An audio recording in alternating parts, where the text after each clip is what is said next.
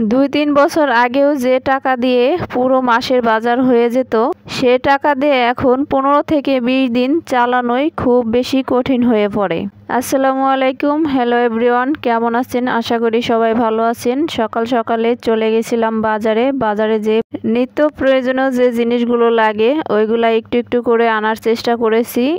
আমি যেই মাসে একটু শুকনা বাজার বেশি করি সেই মাসে আবার একটু কাঁচা বাজার, মাছ মাংস এগুলো একটু কম কিনি। আবার যেই মাসে মাছ মাংস কিনি সেই মাসে আবার শুকনা বাজার কম কিনি।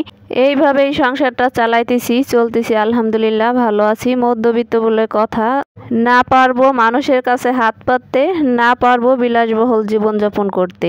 আমার বাসায় কিন্তু ভাত না হলেও চলবে, নুডলস, পাস্তা, সস এই সব আইটেমগুলো একটু বেশি রাখতে হয়, কারণ আমার মেয়ে এগুলা খেতে অনেক বেশি পছন্দ করে। বাজার থেকে নিয়ে আসছিলাম কুচো চিংড়ি আর কচুরলতি। ভাবছি আজকে মজা করে কচুরলতি রান্না করে গরম গরম ভাত দিয়ে খাবো। যেমন চিন্তা সেই রকম কাজ। অল্প কিছু কচুরলতি আমি বেছে নিয়েছি, যেহেতু আমার হাতে সময় কম, দুপুরের টাইম হয়ে আসছে, তো যতটুকু লাগবে ততটুকু আমি বেছে নিয়েছি। বেছে আমি এখন একটু গরম পানির ভিতরে দিয়ে একটু ভাপ দিয়ে নেব। কচুরলতি বাছার সময় আমার হাতটা একটু চুলকাইতেছিল, তাই ভাবলাম একটু ভাপ দিয়ে রান্না করি, তাহলে গলাটা চুলকাবে না। অনেকেই কিন্তু কচুরলতি খেতে পারেন না গলা চুলকানোর কারণে। এইভাবে আপনারা রান্না করে খেয়ে দেখতে পারেন। আমি কিন্তু এখানে পরিমাণ মতো তেল দিয়ে পেঁয়াজটা লাল লাল করে ভেজে নিয়েছি।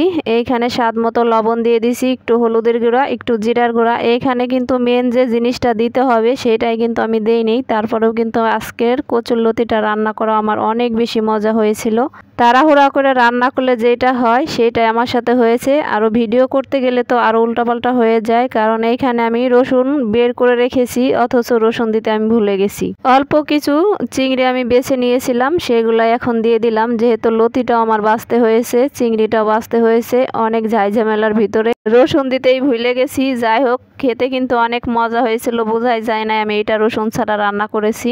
আসলে একটা ভিডিও করতে গেলে ভিডিওর পিছনে যে কতটা শ্রম যায় সেটা যে ভিডিও করে সে একমাত্র জানে। অনেকেই তো ভিডিও দেখে একটা মন্তব্য করে রেখে যান। যদি আপনারা জানতেন যে এই 3 মিনিটের ভিডিওটা বানানোর জন্য প্রায় 3-4 ঘন্টা সময় চলে যায় গোছগুছাল করতে করতে। আমি খেয়াল করে দেখেছি কচুরলতিটা কিন্তু অনেক বেশি পছন্দ করি আমরা মেয়েরা।